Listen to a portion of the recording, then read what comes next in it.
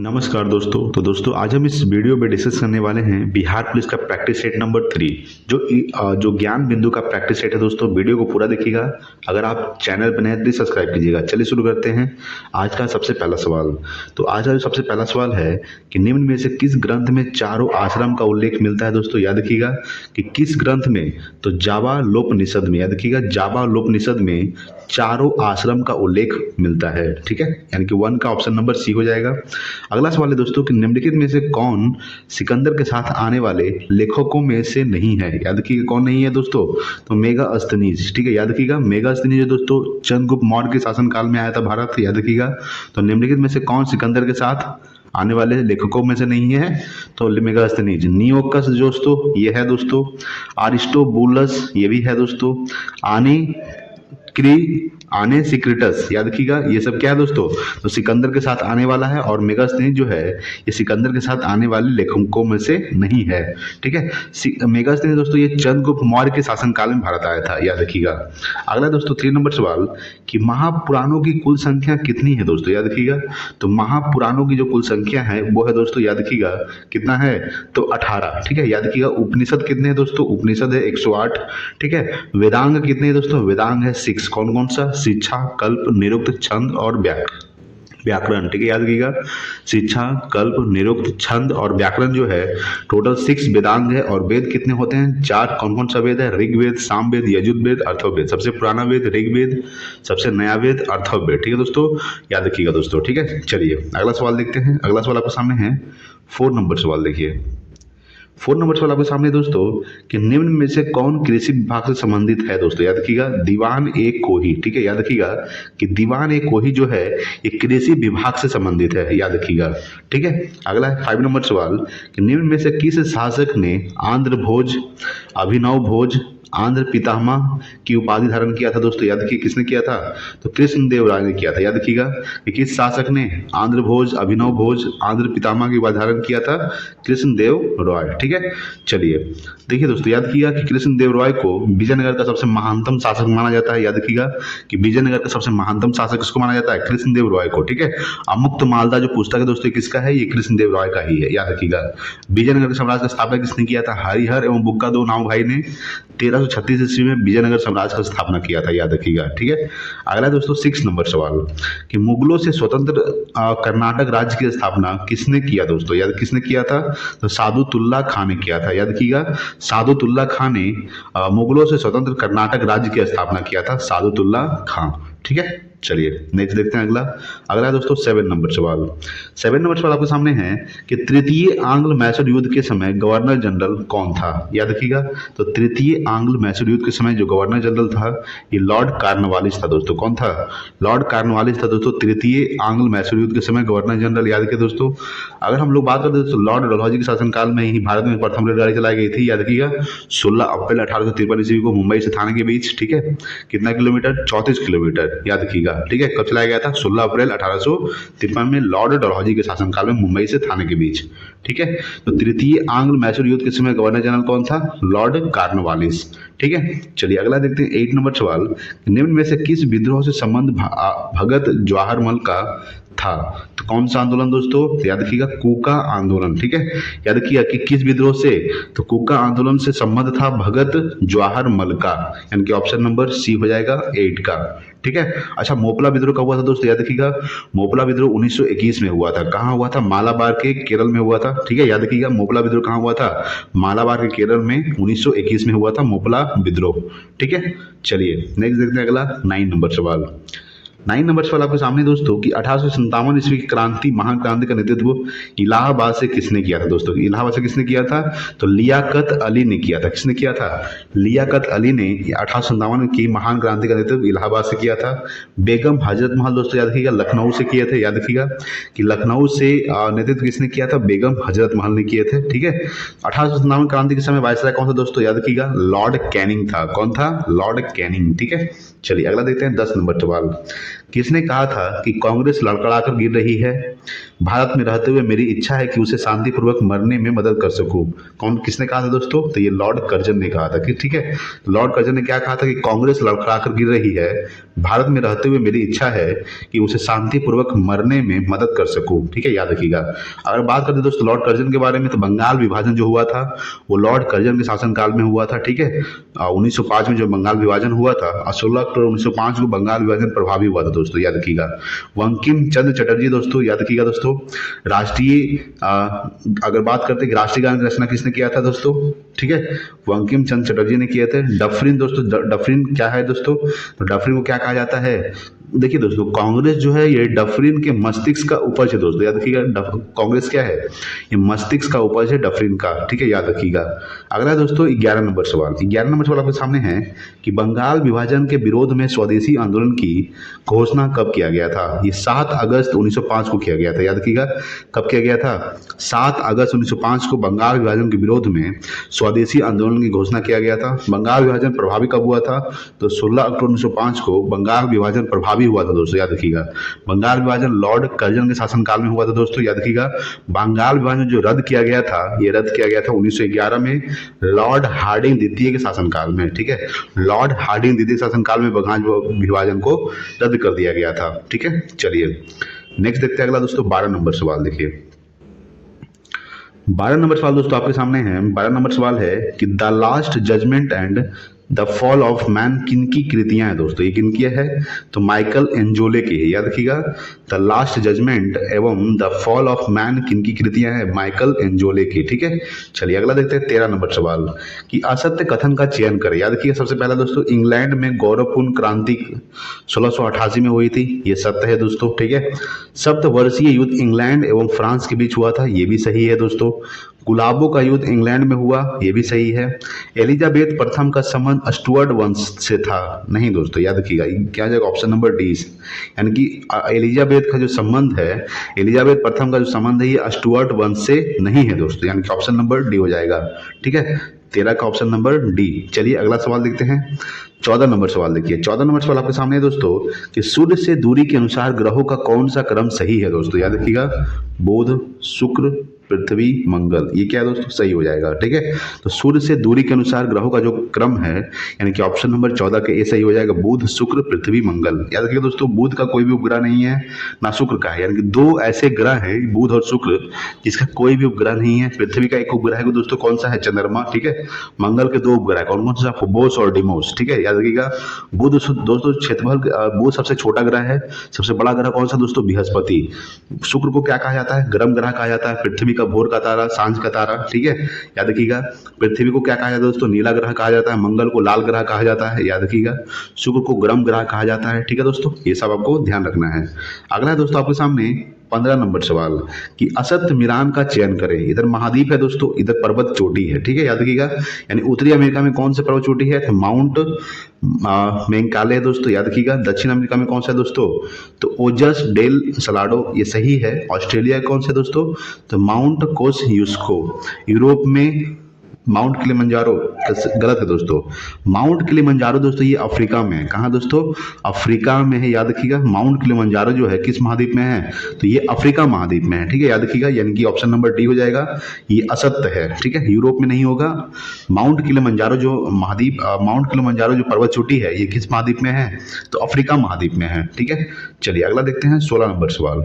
16 number सवाल आपके सामने है कि भारत का मानक समय निम्नलिखित में से किस राज्य से होकर नहीं गुजरती है दोस्तों? याद रखिएगा, उत्तर प्रदेश से होकर गुजरती है, मध्य प्रदेश से होकर गुजरती है, छत्तीसगढ़ से होकर गुजरती है, झारखंड से होकर नहीं गुजरती है। तो देखिए दोस्तों, मानक समय जो रेखा दोस्तों भारत का, ये 5 राज्यों से होकर गुजरती है। कितने, कौन कौन सा? उत्तर प्रदेश, मध्य प्रदेश और छत्तीसगढ़। एक हो जाएगा दोस्तों उड़ीसा और एक हो जाएगा दोस्तों याद रखिएगा आंध्र प्रदेश। यानी टोटल 5 राज्यों से गुजरती है भारत का मानक समय रेखा, झारखंड से होकर नहीं गुजरती है। ठीक है दोस्तों।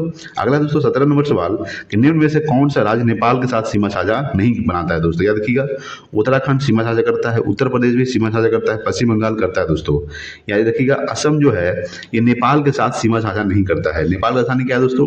काठमांडू। ठीक है, याद रखिएगा, नेपाल की राजधानी क्या है? काठमांडू। ठीक है, असम जो हो जाएगा ये नेपाल के साथ सीमा साझा नहीं करता है। ठीक है, चलिए नेक्स्ट देखते हैं अगला। 18 नंबर सवाल, 18 नंबर सवाल आपके सामने है कि किस दर्रे से होकर ब्रह्मपुत्र नदी भारत में प्रवेश करती है दोस्तों? याद रखिएगा कि यांग याप दर्रा, ठीक है, यांग याप दर्रा से होकर भारत में प्रवेश करती है कौन? ब्रह्मपुत्र नदी। ब्रह्मपुत्र नदी को बांग्लादेश में किस नाम से जाना जाता है? ब्रह्मपुत्र नदी को बांग्लादेश में जमुना के नाम से जाना जाता है। ब्रह्मपुत्र नदी की जो लंबाई है दोस्तों, याद रखिएगा, ये 2900 किलोमीटर है, ठीक है। ब्रह्मपुत्र नदी की लंबाई कितना है? 2900 किलोमीटर, ठीक है।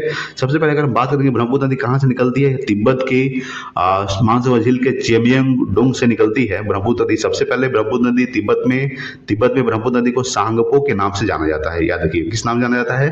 सांगपो के नाम से। और जब ब्रह्मपुत्र नदी अरुणाचल प्रदेश में प्रवेश करती है तो ब्रह्मपुत्र नदी को अरुणाचल प्रदेश में दिहांग के नाम से जाना जाता है, ठीक है, याद रखिएगा। उसके बाद ब्रह्मपुत्र नदी असम में प्रवेश करती है तो यहाँ एक द्वीप बनाती है जो माजुली द्वीप कहा जाता है, जो विश्व की सबसे बड़ी द्वीप है, माजुली द्वीप। उसके बाद ब्रह्मपुत्र नदी कहाँ प्रवेश करती है? बांग्लादेश में, जहाँ जमुना के नाम से जाना जाता है। ब्रह्मपुत्र नदी बंगाल की खाड़ी में जाकर गिर जाती है। इसका लंबाई कितना है दोस्तों? 2900 किलोमीटर, याद रखिएगा, ठीक है। तो चलिए अगला देखते हैं 19 नंबर सवाल कि बृहद हिमालय को लघु हिमालय से कौन अलग करता है दोस्तों? याद रखिएगा, ये अलग करता है मेन सेंट्रल थ्रस्ट। याद रखिएगा, मेन सेंट्रल थ्रस्ट जो है ये बृहद हिमालय को लघु हिमालय से अलग करता है, यानी कि ऑप्शन नंबर बी हो जाएगा 19 का। चलिए अगला देखते हैं। अगला आपके सामने है दोस्तों 20 नंबर सवाल। देखिए 20 नंबर सवाल आपके सामने है कि अलकनंदा और मंदाकिनी के संगम को किस नाम से जाना जाता है? तो देव प्रयाग के नाम से जाना जाता है। याद रखिएगा कि अलकनंदा और मंदाकिनी को, ठीक है, याद रखिएगा कि अलकनंदा और मंदाकिनी को के संगम को किस नाम से जाना जाता है? तो देव प्रयाग के नाम से जाना जाता है, ठीक है। अगला है 21 नंबर सवाल कि निम्न में से कौन सा जलप्रपात चंबल नदी पर अवस्थित है दोस्तों? याद रखिएगा, तो चंबल नदी पर कौन सा जलप्रपात स्थित है? तो याद रखिएगा, अगर हम लोग बात करते हैं कि चंबल नदी पर कौन सा जलप्रपात स्थित है, तो यह दोस्तों चूलिया जलप्रपात, ठीक है, याद रखिएगा। चंबल नदी पर कौन सा जलप्रपात है? तो चूलिया जलप्रपात है दोस्तों, ठीक है। चलिए अगला है दोस्तों 22 नंबर सवाल कि जाड़े के दिनों में तमिलनाडु के तटों पर या कोरोमंडल तट पर वर्षा किस मानसून के कारण होता है? तो ये होता है दोस्तों उत्तरी पूर्वी मानसून। याद रखिएगा कि जाड़े के दिनों में तमिलनाडु के तटों पर, ठीक है, या कोरोमंडल तट पर वर्षा किस मानसून के कारण होता है? तो उत्तरी पूर्वी मानसून, ठीक है।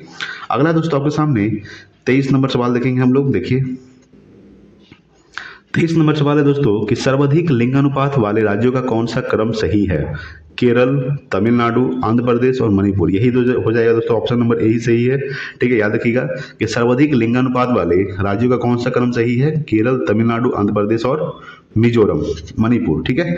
अगला दोस्तों 24 नंबर कि निम्न में से कौन परियोजना सतलज नदी पर अवस्थित है?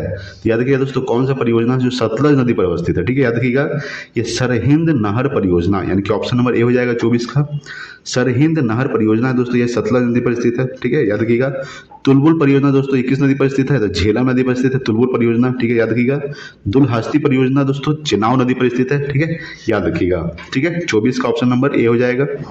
अगला है दोस्तों 25 नंबर सवाल। देखिए 25 नंबर सवाल आपके सामने है कि प्रथम पृथ्वी शिखर सम्मेलन कहाँ हुआ था दोस्तों? याद रखिएगा ये रियो डी जेनेरो में हुआ था। याद रखिएगा कि रियो डी जेनेरो में प्रथम पृथ्वी शिखर सम्मेलन हुआ था दोस्तों, याद रखिएगा। अगला है 26 नंबर कि जैव संसाधन तथा सतत विकास संस्थान कहाँ अवस्थित है दोस्तों? याद रखिएगा ये इम्फाल में अवस्थित है। याद रखिएगा कि जैव संसाधन तथा सतत विकास संस्थान कहाँ अवस्थित है? इम्फाल में। चलिए अगला सवाल देखते हैं। अगला है 27 नंबर सवाल, जो बहुत इंपॉर्टेंट सवाल है कि भारत में पहली बार महिलाओं को वोट देने का अधिकार कब मिला था दोस्तों? ये मिला था भारत परिषद अधिनियम 1919, यानी कि ऑप्शन नंबर बी हो जाएगा, ठीक है। तो भारत में पहली बार महिलाओं को वोट देने का अधिकार कब मिला? ये भारत परिषद अधिनियम 1919 में मिला था, यानी कि ऑप्शन नंबर बी हो जाएगा 27 का। अगला 28 नंबर कि स्वतंत्र भारत के पहले मंत्रिमंडल में श्रम मंत्री कौन थे? ये जगजीवन राम थे। याद रखिएगा कि स्वतंत्र भारत के पहले मंत्रिमंडल में श्रम मंत्री कौन थे? जगजीवन राम। सरदार वल्लभ भाई पटेल को क्या कहा है दोस्तों? सॉरी, यहाँ पे सरदार बलदेव सिंह है, सरदार वल्लभ भाई पटेल नहीं है दोस्तों। सरदार वल्लभ भाई पटेल को लौह पुरुष के नाम से जाना जाता है, याद रखिएगा, ठीक है। चलिए अगला सवाल देखते हैं 29 नंबर सवाल। 29 नंबर सवाल आपके सामने है कि भारत के संविधान की प्रस्तावना में, याद रखिएगा कि भारत के संविधान की प्रस्तावना में कितने प्रकार के न्याय की चर्चा है दोस्तों? तो 3 प्रकार के न्याय की चर्चा, याद रखिएगा, ठीक है। तो भारत के संविधान की प्रस्तावना में कितने प्रकार की? 3 प्रकार के न्याय की चर्चा है, याद रखिएगा। अगला है 30 नंबर कि संस्कृति और शिक्षा संबंधी अधिकार की चर्चा किस अनुच्छेद में है दोस्तों? याद रखिएगा ये अनुच्छेद 29-30 में है, ठीक है। तो 29-30 में है दोस्तों, याद रखिएगा कि संस्कृति और शिक्षा संबंधी अधिकार। अगर हम बात करते हैं दोस्तों ठीक है। समानता का अधिकार दोस्तों याद रखिएगा, तो ये अनुच्छेद 14 से लेकर अनुच्छेद 18 तक है। ठीक है। शिक्षा संबंधी अधिकार अगर लोग बात करते हैं, शिक्षा संबंधी अधिकार जो है ये 29 और 30 में है दोस्तों। ठीक है दोस्तों। तो स्वतंत्रता का जो अधिकार है दोस्तों याद रखिएगा, अगर हम लोग बात करते हैं स्वतंत्रता का जो अधिकार है अनुच्छेद 19 से लेकर अनुच्छेद 22 तक है, याद रखिएगा स्वतंत्रता का अधिकार। ठीक है। धार्मिक स्वतंत्रता का अधिकार हम लोग बात करते थे 23-24 में है। ठीक है। चलिए, शोषण के विरुद्ध अधिकार दोस्तों 23-24 में, याद रखिएगा कि शोषण के विरुद्ध अधिकार जो है दोस्तों ये 23-24 में है। ठीक है। शोषण के विरुद्ध अधिकार। ठीक है। चलिए अगला देते हैं। देखिए, धार्मिक स्वतंत्रता का जो अधिकार है दोस्तों ये अनुच्छेद 25 से 28 तक है, याद रखिएगा धार्मिक स्वतंत्रता का अधिकार। ठीक है। याद रखिएगा मेन रूप से स्वतंत्रता का जो अधिकार है ये अनुच्छेद 19 से लेकर अनुच्छेद 22 तक है, और धार्मिक स्वतंत्रता का जो अधिकार है ये अनुच्छेद 25 से लेकर अनुच्छेद 28 तक है। ठीक है। अगला सवाल है 31 नंबर सवाल, निम्न में से किस राज्य में विधान परिषद नहीं है दोस्तों, याद रखिएगा।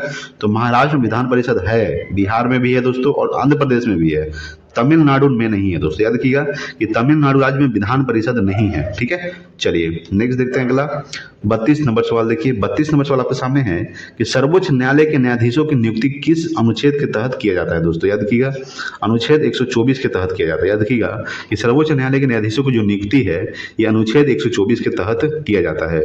अगला है 33 नंबर सवाल कि ऐसे पहले प्रधानमंत्री कौन थे जो राज्यसभा के सदस्य थे दोस्तों, ये इंदिरा गांधी थे। याद रखिएगा कि ऐसे पहले प्रधानमंत्री कौन थे जो राज्यसभा के सदस्य थे, तो इंदिरा गांधी थे जो राज्यसभा के सदस्य थे। ठीक है। चलिए अगला देखते हैं 34 नंबर सवाल। देखिए 34 नंबर सवाल आपके सामने है कि किस संविधान संशोधन के तहत 8वीं अनुसूची में कोंकणी, मणिपुरी और नेपाली भाषा जोड़ा गया दोस्तों, याद रखिएगा। तो 71वां संविधान संशोधन। ठीक है। याद रखिएगा सबसे पहले अगर बात करते हैं कि 21वां संविधान संशोधन के तहत सिंधी भाषा को जोड़ा गया था। ठीक है। उसके बाद 71वां संविधान संशोधन के तहत कोंकणी, मणिपुरी और नेपाली, ठीक है, यानी कि 3 भाषा को जोड़ा गया था 71वां संविधान संशोधन। उसके बाद फिर 92वां संविधान संशोधन के तहत 4 भाषा को जोड़ा गया था दोस्तों, कौन कौन सा, तो बोडो, डोगरी, मैथिली, संथाली। याद रखिएगा बोडो, डोगरी, मैथिली, संथाली 4 भाषा को जोड़ा गया था कौन, 92वें संविधान संशोधन में। देखिए दोस्तों अगर बात करते हैं कि किस अनुसूची में भाषाओं का उल्लेख है, तो याद रखिएगा दोस्तों 8वीं अनुसूची में भाषाओं का उल्लेख किया गया है। ठीक है। कितनी भाषाओं का उल्लेख किया गया है, 22 भाषाओं का उल्लेख किया गया दोस्तों। याद रखिएगा कि 8वीं अनुसूची में 22 भाषाओं का उल्लेख किया गया दोस्तों। ठीक है। चलिए तो किस संविधान संशोधन के तहत 8वीं अनुसूची में कोंकणी, मणिपुरी, नेपाली जोड़ा गया, तो 71वां संविधान संशोधन के तहत। चलिए अगला देखते हैं 35 नंबर सवाल। देखिए 35 नंबर सवाल दोस्तों आपके सामने बहुत इंपॉर्टेंट सवाल है कि निम्न में से किस समिति को प्राक्कलन समिति का जुड़वा वाहन कहा जाता है, तो कहा जाता है दोस्तों लोक लेखा समिति को। याद रखिएगा किस समिति को प्राक्कलन समिति का जुड़वा वाहन कहा जाता है, लोक लेखा समिति को प्राक्कलन समिति का जुड़वा वाहन कहा जाता है। अगर बात करें दोस्तों प्राक्कलन समिति के सदस्यों की संख्या कितनी होती है, तो प्राक्कलन समिति में सदस्यों की संख्या 30 होती है दोस्तों, जो सिर्फ लोकसभा की होती है। याद रखिएगा प्राक्कलन समिति में जो 30 सदस्य होते हैं वो केवल लोकसभा के होते हैं। ठीक है। याद रखिएगा लोक लेखा समिति में टोटल 22 सदस्य होते हैं दोस्तों। कितने सदस्य होते हैं, 22, जिसमें से 15 होता है दोस्तों लोकसभा का और 7 होता है दोस्तों राज्यसभा का। ठीक है। याद रखिएगा। अगला दोस्तों 36 नंबर सवाल कि अंतर्राज्य परिषद की बैठक साल में कितनी बार की जाती है। याद रखिएगा दोस्तों अगर हम लोग बात करते हैं कि अंतर्राज्य परिषद का जो बैठक है ये साल में कितनी बार की जाती है दोस्तों, तो ये 3 बार की जाती है। कितनी बार, 3 बार की जाती है। ठीक है। अंतर्राज्य परिषद की बैठक साल में कितनी बार की जाती है, 3 बार। अगला है 37 नंबर कि एक पेटा में 10 का कितना घात होता है, 10 पावर 15 होता है। ठीक है। तो एक पेटा में 10 का कितना घात होता है, तो 10 पावर 15 घात होता है। ठीक है। चलिए नेक्स्ट देखते हैं अगला 38 नंबर सवाल आपके सामने है कि संवेग का एसआई मात्रक क्या होता है, तो दोस्तों याद रखिएगा केजी मीटर पर सेकंड। ठीक है। याद रखिएगा केजी मीटर पर सेकंड जो है ये संवेग का एसआई मात्रक होता है, यानी कि ऑप्शन नंबर सी हो जाएगा 38 का। अगला है दोस्तों 39 नंबर कि जी का मान महत्तम कहाँ होता है दोस्तों, तो ध्रुव पर होता है। याद रखिएगा जी का जो मान महत्तम होता है ये कहाँ होता है, ध्रुव पर। स्मॉल जी का मान कितना होता है दोस्तों, 9.8। ठीक है। याद रखिएगा 9.8 मीटर पर सेकेंड स्क्वायर होता है दोस्तों। याद रखिएगा मीटर पर सेकेंड स्क्वायर स्मॉल जी का मान होता है। कैपिटल जी होता है दोस्तों जिसका मान होता है यानी कि 6.67 गुना 10 to the power -11। ठीक है। याद रखिएगा 10 to the power -11 मीटर पर सेकेंड स्क्वायर। ठीक है। न्यूटन न्यूटन मीटर स्क्वायर पर केजी स्क्वायर, ठीक है, याद रखिएगा 6.67 × 10⁻11 न्यूटन मीटर स्क्वायर पर केजी स्क्वायर, ये होता है दोस्तों कैपिटल जी का मान, ठीक है, याद रखिएगा, और स्मॉल जी का मान 9.8 मीटर पर सेकेंड स्क्वायर। अगला है 40 नंबर सवाल कि बैरोमीटर की पाठ्यक्रम जब धीरे धीरे नीचे गिरता है तो मौसम की संभावना क्या होती है दोस्तों, तो याद रखिएगा ये होती है वर्षा, ठीक है, क्या होती है, जब बैरोमीटर की पाठ्यक्रम जब धीरे धीरे नीचे गिरता है तो मौसम की जो संभावना होती है क्या होती है, तो ये वर्षा होती है। अगला देखेंगे 41 नंबर सवाल। 41 नंबर सवाल आपके सामने है कि ध्वनि अपने किस गुण के कारण मार्ग में आने वाले अवरोध के किनारे मुड़कर आगे बढ़ता है, तो विवर्तन, ठीक है, याद रखिएगा कि ध्वनि अपने किस गुण के कारण, विवर्तन के कारण मार्ग में आने वाले अवरोध के किनारे मुड़कर आगे बढ़ता है। अगला है 42 नंबर कि निम्न में से कौन सा यंत्र विद्युत परिपथ में विद्युत धारा की उपस्थिति को बताता है, तो गैल्वेनोमीटर, याद रखिएगा कि निम्न में से कौन सा यंत्र, तो गैल्वेनोमीटर जो है विद्युत परिपथ में विद्युत धारा की उपस्थिति को बताता है, ठीक है। चलिए नेक्स्ट देखेंगे अगला 43 नंबर सवाल। 43 नंबर सवाल आपके सामने है कि निम्न में से किस दर्पण का प्रयोग पश्च दर्पण यानी कि साइड मिरर के रूप में किया जाता है, तो उत्तल दर्पण, याद रखिएगा साइड मिरर के रूप में पश्च यानी कि पीछे को देखने के लिए उत्तल दर्पण का प्रयोग किया जाता है। अगला है दोस्तों 44 नंबर कि खनिज तेल या कच्चे तेल में से शुद्ध डीजल या पेट्रोल किस विधि द्वारा अलग किया जाता है दोस्तों, याद रखिएगा तो आंशिक आसवन विधि के द्वारा, याद रखिए किस विधि द्वारा, आंशिक आसवन विधि के द्वारा। खनिज तेल या कच्चे तेल में से शुद्ध डीजल या पेट्रोल किस विधि द्वारा अलग किया जाता है, आंशिक आसवन विधि द्वारा। अगला दोस्तों 45 नंबर कि एवोगाड्रो संख्या किसे कहते हैं, तो दोस्तों याद रखिएगा 6.022 × 10⁻23 यानी कि ऑप्शन नंबर बी हो जाएगा दोस्तों, एवोगाड्रो संख्या कहते हैं, ठीक है। चलिए नेक्स्ट देखते हैं अगला। अगला है 46 नंबर सवाल। 46 नंबर है कि किस नियम के अनुसार स्थिर ताप पर गैस की नियत मात्रा का आयतन उसके दबाव के व्युत्क्रमानुपाती होता है दोस्तों, तो बॉयल की नियम, याद रखिएगा किस नियम के अनुसार, तो बॉयल के नियम के अनुसार स्थिर ताप पर गैस की नियत मात्रा का आयतन उसके दाब के व्युत्क्रमानुपाती होता है। अगला है 47 नंबर कि लेथेनाइड श्रेणी में परमाणु संख्या कहां से कहां तक आता है दोस्तों, तो 67 से 71 तक आता है, याद रखिएगा कि लेथेनाइड श्रेणी में परमाणु संख्या कहां से कहां तक आता है, 67 से 71 तक, ठीक है। चलिए नेक्स्ट देखते हैं अगला 48 नंबर सवाल। 48 है कि धोबन सोडा के रासायनिक सूत्र होता है, ये होता है दोस्तों Na2CO3 10H2O, याद रखिएगा, ठीक है दोस्तों। तो बेकिंग सोडा क्या होता है, NaCO3, ठीक है, याद रखिएगा बेकिंग सोडा क्या होता है दोस्तों, NaCO3 होता है बेकिंग सोडा का। धोबन सोडा क्या होता है, Na2CO3 10H2O, ठीक है, याद रखिएगा। NaCl दोस्तों याद रखिएगा NaCl साधारण नमक, ठीक है, NaCl साधारण नमक यानी कि सोडियम क्लोराइड होता है, यानी कि 48 का ऑप्शन नंबर सी हो जाएगा। 49 नंबर है दोस्तों कि पत्तियों का रंग पीला किस वर्णी लवक के कारण होता है, याद रखिएगा तो पत्तियों का रंग जो पीला होता है ये किस वर्णी लवक के कारण होता है, तो याद रखिए दोस्तों ये कैरोटीन के कारण होता है। किस कारण से होता है, कैरोटीन, ठीक है, पत्तियों में जो वर्णी लवक जो होता है दोस्तों ये कैरोटीन के कारण होता है, ठीक है। अगला है 50 नंबर सवाल आपके सामने कि गंजापन रोग किस कवक के कारण होता है, याद रखिएगा टीनिया कैपिटिस, याद रखिएगा टीनिया कैपिटिस जो है ये गंजापन रोग होता है कवक के कारण, टीनिया कैपिटिस के कवक के कारण होता है गंजापन, ठीक है। अगला है 51 नंबर सवाल कि पेड़ की छालों पर उगने वाले लाइकन को क्या कहा जाता है दोस्तों, याद रखिएगा तो कोर्टिकोलस कहा जाता है, याद रखिएगा कि पेड़ की छालों पर उगने वाले लाइकन को क्या कहा जाता है, तो कोर्टिकोलस कहा जाता है। चलिए अगला देखते हैं 52 नंबर सवाल आपके सामने है कि जीन के कार्य की इकाई को क्या कहते हैं दोस्तों, याद रखिएगा तो सिस्टॉर्न कहते हैं, ठीक है, जीन के कार्य की इकाई को क्या कहते हैं, तो सिस्टॉर्न कहते हैं। अगला है 53 नंबर कि पुष्प का कौन सा भाग पुरुष नर जनांग है दोस्तों, याद रखिएगा तो वह है दोस्तों पुमंग, ठीक है, याद रखिएगा कि पुष्प का कौन सा भाग, तो वह है दोस्तों पुमंग जो है ये पुरुष जनांग है, ठीक है। अगला है 54 नंबर सवाल कि पौधे के किस हार्मोन को फूल खिलाने वाले हार्मोन कहा जाता है, तो कहा जाता है दोस्तों फ्लोरीजेंस, याद रखिएगा फ्लोरीजेंस को क्या कहा जाता है, तो फूल खिलाने वाले हार्मोन कहा जाता है, ठीक है। चलिए नेक्स्ट देखते हैं अगला 55 नंबर सवाल आपके सामने है कि निम्न में से कौन मेटाथीरिया का उदाहरण है दोस्तों, याद रखिएगा तो वह है दोस्तों कंगारू, याद रखिएगा कि मेटाथीरिया का जो उदाहरण है वह है दोस्तों कंगारू, ठीक है। अगला है 56 नंबर कि मनुष्य में कुल कितने कृंतक दांत पाए जाते हैं दोस्तों, तो याद रखिएगा 4, ठीक है, तो मनुष्य में जो कृंतक दांत होते हैं वो कितने होते हैं, तो होते हैं दोस्तों 4, ठीक है। अगला है 57 नंबर कि हिपैरिन नामक प्रोटीन का उत्पादन शरीर के किस अंग से होता है दोस्तों? ये होता है दोस्तों यकृत से। ठीक है, याद रखिएगा कि हेपेरिन नामक प्रोटीन का जो उत्पादन होता है ये शरीर के किस अंग से होता है? तो ये यकृत से होता है। ठीक है, याद रखिएगा। चलिए अगला देखते हैं। 58 नंबर सवाल दोस्तों मैथ का है। 59 नंबर सवाल देखते हैं दोस्तों। ठीक है, 59 नंबर सवाल आपके सामने है कि निम्नलिखित में से जैविक विविधता दिवस किस तिथि को मनाया जाता है? तो याद रखिएगा दोस्तों 22 मई को जैव विविधता दिवस मनाया जाता है, 22 अप्रैल को पृथ्वी दिवस मनाया जाता है दोस्तों, 22 मार्च को जल दिवस और 22 मार्च को बिहार दिवस भी मनाया जाता है। 8 मई को क्या मनाया जाता है दोस्तों? तो रेड क्रॉस दिवस मनाया जाता है। याद रखिएगा रेड क्रॉस दिवस 8 मई को, 22 मार्च को जल दिवस, 22 मार्च को पृथ्वी दिवस, 22 अप्रैल को 22 अप्रैल को पृथ्वी दिवस, 22 मार्च को जल दिवस, 22 मार्च को बिहार दिवस और 22 मई को जैव विविधता दिवस मनाया जाता है। चलिए अगला देते हैं 60 नंबर कि निम्नलिखित में से कंबोडिया की राजधानी कहाँ है? तो याद रखिएगा नहोम पेन्हे। याद रखिएगा नहोम पेन्हे जो है ये कंबोडिया की राजधानी है। अंकोर वाट का मंदिर कहाँ से दोस्तों? कंबोडिया में। ठीक है, पियोंगपांग दोस्तों ये उत्तरी कोरिया की राजधानी है, पियोंगपांग। सियोल जो दोस्तों ये दक्षिणी कोरिया की राजधानी है, सियोल। ठीक है, बंदर सेरी जो दोस्तों किसकी राजधानी है? तो ब्रुनेई की राजधानी है बंदर सेरी। ठीक है, याद रखिएगा।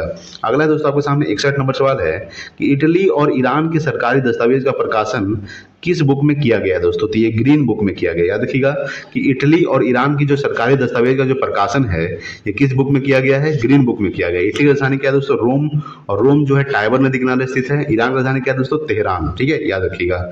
अगला देखते हैं। अगला है दोस्तों 62 नंबर सवाल। 62 है कि निम्न में से कौन मलेशिया का समाचार एजेंसी है? वो है दोस्तों याद रखिएगा बरनामा। ठीक है, बरनामा जो दोस्तों ये क्या है? तो ये मलेशिया का समाचार एजेंसी है। मलेशिया राजधानी क्या है दोस्तों? कुआलालंपुर जो है ये मलेशिया की राजधानी है। ठीक है, अगला है 63 कि विश्व में सर्वाधिक आबादी वाला नगर कौन सा है? वो है दोस्तों टोक्यो। याद रखिएगा टोक्यो जो है ये विश्व में सर्वाधिक आबादी वाला नगर है। ठीक है, वेटिकन सिटी दोस्तों क्या है दोस्तों? वेटिकन सिटी अगर बात करते हैं ये विश्व का सबसे छोटा देश कौन सा है? Vatican city. सबसे बड़ा देश कौन सा है दोस्तों? रूस, क्षेत्रफल की दृष्टि से। ठीक है, याद रखिए कनाडा राजधानी क्या है दोस्तों? कनाडा राजधानी है ओटावा। याद रखिएगा ओटावा जो है कनाडा की राजधानी है। ठीक है, जापान की राजधानी क्या है दोस्तों? टोक्यो। चलिए अगला देखते हैं 64 नंबर कि बुद्ध चरितम का लेखक कौन है दोस्तों? याद रखिएगा अश्व घोष। ठीक है, याद रखिएगा अश्व घोष जो है ये बुद्ध चरितम का लेखक है। अगर हम बात करते हैं गुलबदन बेगम के बारे में तो याद रखिएगा दोस्तों गुलबदन बेगम किसकी बहन है? ये हुमायूं की बहन है। गुलबदन बेगम ने ही हुमायूं नामा लिखा था। किसके कहने पर? तो अकबर के कहने पर गुलबदन बेगम ने हुमायूं नामा लिखा था। हुमायूं नामा किसकी रचना है दोस्तों? ये दोस्तों गुलबदन बेगम के द्वारा लिखा गया है जो है हुमायूं की है। ठीक है, चलिए अगला देखते हैं 65 नंबर। 65 नंबर दोस्तों आपके सामने 65 नंबर सवाल है कि इंपीरियल पैलेस किस देश में स्थित है दोस्तों? याद रखिएगा इंपीरियल पैलेस जो है ये जापान में स्थित है। ठीक है, याद रखिएगा कि इंपीरियल पैलेस किस देश में स्थित है? जापान। जापान का राजधानी क्या है दोस्तों? टोक्यो। ऑस्ट्रेलिया की राजधानी क्या है दोस्तों? कैनबरा। चीन की राजधानी क्या है दोस्तों? तो चीन की जो राजधानी है वो है दोस्तों बीजिंग। ठीक है, याद रखिएगा।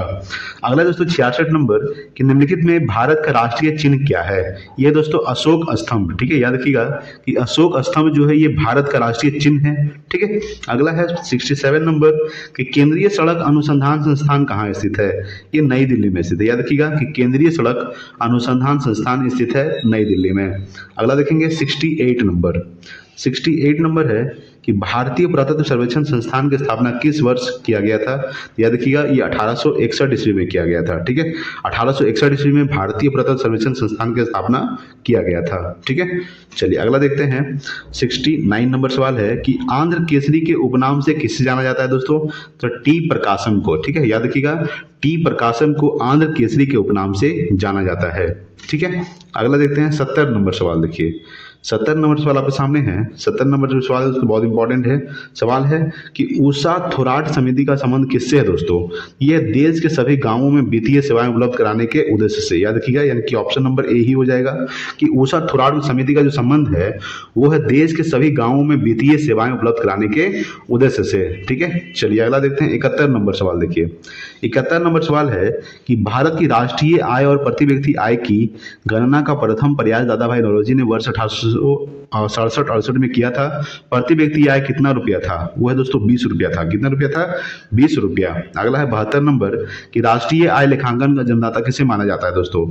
तो माना जाता है साइमन कुजन-नेट्स को। याद रखिएगा साइमन कुजनेट्स को राष्ट्रीय आय लेखांकन का जन्मदाता माना जाता है।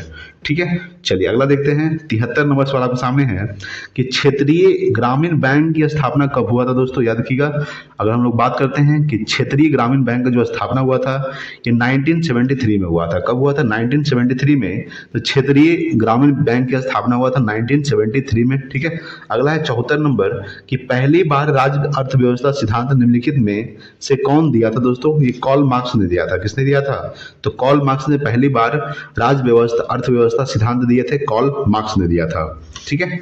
चलिए अगला है 75 नंबर कि दोहा में आयोजित एशियाई स्नूकर चैंपियनशिप 2023 का खिताब किसने जीता दोस्तों, ये जीता है पंकज आडवाणी ने, ठीक है। याद रखिएगा, पंकज आडवाणी ने दोहा में आयोजित एशियाई स्नूकर चैंपियनशिप 2023 का खिताब किसने जीता है? पंकज आडवाणी, ठीक है। चलिए अगला देखते हैं। अगला दोस्तों आपके सामने अगला है दोस्तों कि फरवरी 2023 में निम्नलिखित में से किस देश ने अंतर्राष्ट्रीय सौर गठबंधन फ्रेमवर्क समझौते पर हस्ताक्षर किया दोस्तों, किसने किया है? तो कांगो गणराज्य ने किया है। याद रखिएगा कि फरवरी 2023 में निम्नलिखित में से किस देश ने अंतर्राष्ट्रीय सौर गठबंधन फ्रेमवर्क समझौते पर हस्ताक्षर किया है? तो वो क्या है? कांगो गणराज्य, ठीक है। इजराइल की राजधानी क्या है दोस्तों? जेरूसलम। याद रखिएगा, इजराइल देश है जिसकी राजधानी क्या होता है? जेरूसलम। सबसे ज्यादा यहूदी किस देश से पाया जाता है? तो वो इजराइल में पाया जाता है, ठीक है। ओमान का राजधानी क्या है दोस्तों? मस्कट। याद रखिएगा, ओमान की राजधानी क्या है? मस्कट, ठीक है। चलिए अगला देखते हैं, 77 नंबर सवाल आपके सामने है कि हाल ही में हुए नियुक्तियों में कौन सम्मिलित है? पहला दोस्तों नील मोहन, ये यूट्यूब के क्या है? नया सीईओ है, याद रखिएगा। एस अब्दुल नजीर, यह दोस्तों आंध्र प्रदेश के राज्यपाल, सुप्रीम कोर्ट के पूर्व जस्टिस, कौन है? एस अब्दुल नजीर।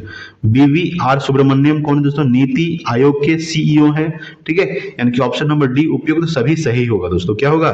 सभी सही। अगर हम बात करते हैं दोस्तों नीति आयोग का स्थापना कब हुआ था, तो ये 1 जनवरी 2015 को हुआ था। नीति आयोग के जो अध्यक्ष होते हैं वो भारत के प्रधानमंत्री होते हैं, ठीक है। चलिए नेक्स्ट देखते हैं अगला दोस्तों 78 नंबर सवाल आपके सामने है, भारत की राष्ट्रपति, ठीक है, जो वर्तमान में द्रौपदी मुर्मू है, तो भारत की राष्ट्रपति श्रीमती द्रौपदी मुर्मू ने 7वें अंतर्राष्ट्रीय धम्म सम्मेलन का उद्घाटन कहाँ किया था दोस्तों? तो ये भोपाल में किया है। याद रखिएगा कि भारत की राष्ट्रपति श्रीमती द्रौपदी मुर्मू ने 7वें अंतर्राष्ट्रीय धम्म सम्मेलन का जो उद्घाटन कहाँ किए? भोपाल में। अगला है 79 नंबर कि कोलंबिया में आयोजित भारोत्तोलन विश्व चैंपियनशिप में मीराबाई चानू ने कौन सा पदक जीता है? वो जीता है दोस्तों रजत पदक। कौन सा पदक? रजत पदक, ठीक है दोस्तों। चलिए अगला सवाल देखते हैं दोस्तों। देखिए दोस्तों अगला जो आपका सवाल है सब टोटल मैथ का सवाल है दोस्तों, ठीक है। तो आप लोग इसको देख क्या कर लीजिएगा, देख के बना लीजिएगा, ठीक है। चलिए अगला सवाल देखते हैं हम लोग। अगला देखेंगे थोड़ा हिंदी का जो दोस्तों सवाल रहेगा। आपको पता है कि बिहार पुलिस में हिंदी का सवाल पूछता है, हिंदी भी पूछता है दोस्तों और इंग्लिश भी पूछता है, ठीक है। तो हम लोग यहाँ पे हिंदी का सवाल देखेंगे, तो यहाँ पे समझिएगा। सबसे पहला 91 नंबर सवाल है कि अंतोगत्वा, ठीक है दोस्तों, इसका संधि विच्छेद करना है दोस्तों। याद रखिएगा अंतः प्लस गत्वा हो जाएगा, क्या हो जाएगा? यानी कि ऑप्शन नंबर ए हो जाएगा, अंतः प्लस गत्वा, अंतोगत्वा। अगला है दोस्तों 92 नंबर कि कमल का पर्यायवाची है दोस्तों। याद रखिएगा नीरज, ठीक है दोस्तों। नीरज क्या है? ये कमल का पर्यायवाची है, ठीक है। अगला दोस्तों 93 नंबर है कि मिस्र वाक्य है, क्या है दोस्तों? तो उसके पास जो कुछ था वह खो गया। क्या है दोस्तों? उसके पास जो कुछ था वह खो गया, ये मिस्र वाक्य है। अगला है देखते हैं 94 नंबर सवाल आपके सामने है कि हाथी की स्त्रीलिंग होगा तो हथिनी। याद रखिएगा हाथी की स्त्रीलिंग क्या होगा? हथिनी होगा। 95 नंबर है कि निम्नलिखित में कौन सा शब्द उभयलिंगी है? याद रखिएगा दोस्तों डॉक्टर क्या है दोस्तों? ये उभयलिंगी है, ठीक है। चलिए अगला देखेंगे 96 नंबर आपके सामने है कि पोक वंस नोज इनटू, इसको क्या दोस्तों? ये आइडम फ्रेज है दोस्तों। क्या है? आइडम फ्रेज है। इसका क्या हो जाएगा दोस्तों? To interfere. याद रखिएगा टू इंटरफेयर जो है to poke one's nose into to interfere, यानी कि 96 का बी हो जाएगा। 97 देखेंगे दोस्तों, देखिए यहाँ पे 97 नंबर सवाल है। 97 नंबर क्या है दोस्तों कि a group of people who have no permanent abode but wander from place of place, ठीक है दोस्तों। ये याद रखिएगा, ये दोस्तों क्या हो जाएगा? ये हो जाएगा नोमैड। क्या हो जाएगा दोस्तों? नोमैड, यानी कि 97 का ऑप्शन नंबर ए हो जाएगा। अगला दोस्तों 98 नंबर सवाल है कि it is not that you seem heartless, ठीक है दोस्तों। ये साइनो में आपको क्या दोस्तों? ये साइनो है, ठीक है। इसका ऑप्शन नंबर क्या हो जाएगा? क्रियोल, ठीक है। क्या हो जाएगा? क्रियोल, यानी 98 का ऑप्शन नंबर बी हो जाएगा। अगला देखते हो 99 नंबर सवाल आपके सामने है कि choose the word that is opposite in meaning to the given word. Curtailed, ये इसका ऑप्शन नंबर 99 का हो जाएगा सी, लेथेनेड, क्या हो जाएगा दोस्तों, लेथेनेड, ठीक है। अगला देखेंगे 100 नंबर सवाल, ठीक है। 100 नंबर सवाल आपके सामने है कि he started in newly jobs on Tuesday, इसे करेक्ट करना है दोस्तों, ठीक है। ये याद देखिएगा, यहाँ पे न्यूली जॉब्स नहीं होगा, ए न्यू जॉब होगा। क्या होगा, a new job on Tuesday, he started a new job in on Tuesday, यानी कि 100 का ऑप्शन नंबर क्या हो जाएगा, ऑप्शन नंबर बी हो जाएगा दोस्तों, ठीक है दोस्तों। तो ये था बिहार पुलिस का प्रैक्टिस सेट। अगर अच्छा लगा प्लीज लाइक कीजिएगा, शेयर कीजिए अपने दोस्तों के पास। अगर आप चैनल बनाए प्लीज सब्सक्राइब कीजिएगा। Thanks for watching. जय हिंद, वंदे मातरम।